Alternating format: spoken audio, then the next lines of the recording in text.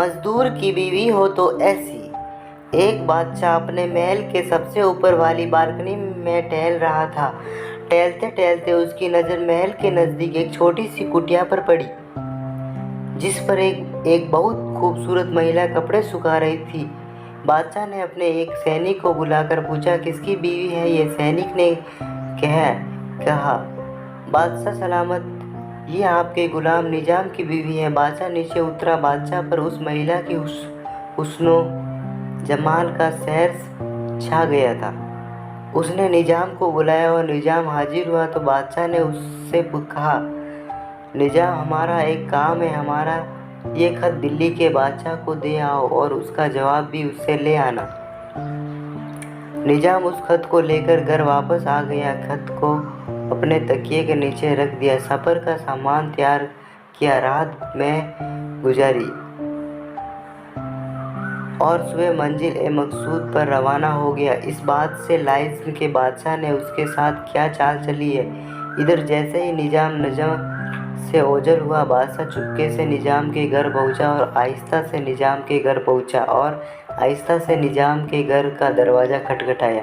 निजाम की बीवी ने कहा, कौन है? बादशाह ने कहा, मैं बादशाह हूँ, तुम्हारे शोहर का मालिक। तो उसने दरवाज़ा खोला। बादशाह अंदर आकर बैठ गया। निजाम की बीवी ने हैरान होकर कहा, आज बादशाह सलामत हमारे गरीब खाने में। बादशाह ने कहा, मैं ये मेहमान बनकर आया हूँ। निजाम की बीवी ने बादशाह को मतलब समझा कर कहा, मैं अल्लाह की पनाह चाहती हूँ आपके इस तरह आने से, जिससे मुझे कोई खैर नज़र नहीं आ रही। बादशाह ने गुस्से में कहा, ए लड़की, क्या कह रही है तुम? शायद तुमने मुझे पहचाना नहीं। मैं बादशाह हूँ, तुम्हारे शोहर का मालिक। फिरोज की बीवी ने कहा, बादशाह सलामत, मैं जानती हूँ कि आप ही बादशाह हैं, लेकिन बुजुर्ग कह गए, शेर को अगर कितनी भी भूख लगी वह मुर्दार तो नहीं खाना शुरू कर देता। और कहा, बादशाह सलामत, तुम जिस कटोरे में पानी पीने आए हो, जिसमें तुम्हारे कुत्ते ने पानी पिया है। बादशाह उस औरत की बातों से बड़ा शर्मसार हुआ और उसको छोड़कर वापस चला आया, लेकिन आप अपने चप्पल वहीं भूल गया। ये सब तो बादशाह की तरह से हुआ।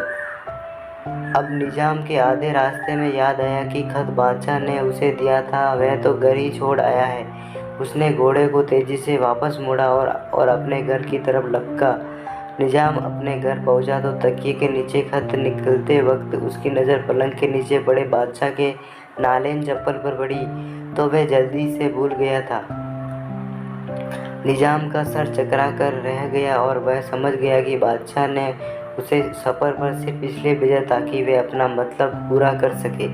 निजाम किसी को कुछ बताए बगैर चुपचाप घर से निकला।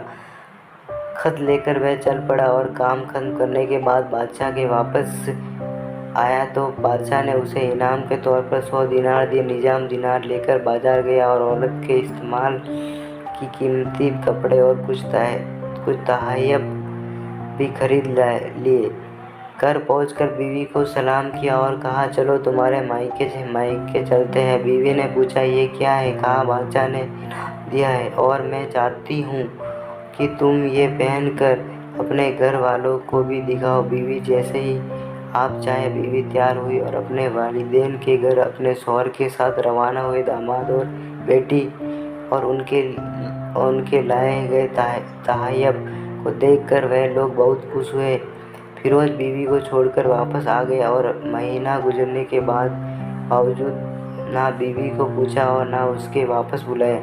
फिर कुछ दिन बाद उसके साले उससे मिलने आए और उसने कहा, आप हमें अपनी बहन से ससे और नाराज़गी की वजह बताएं, या फिर हम आपके काजी के सामने पेश करेंगे। तो उससे कहा, अगर तुम चाहो तो कर लो, लेकिन मेरे जिस्म उसकी ऐसी कोई हक बाकी नहीं है जो मैंने अदा ना किया हो।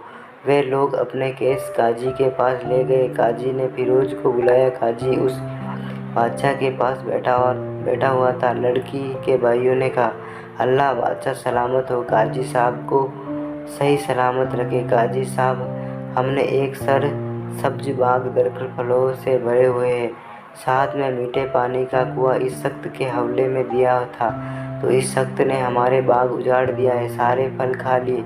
दरख्त काट लिए और कुएं को खराब करने के बाद कर दिया। काजी निजाम की तरह मुतवज्ज होकर पूछा, हाँ तो लड़के, तुम क्या चाहते हो इस बारे में? निजाम ने कहा, काजी साहब, जो बाग मुझे दिया गया था उसे तरह हालात में मैंने उसे वापस किया। काजी ने पूछा, क्या इस बाग में तुम्हारी हवेली ही वैसे ही हालत है?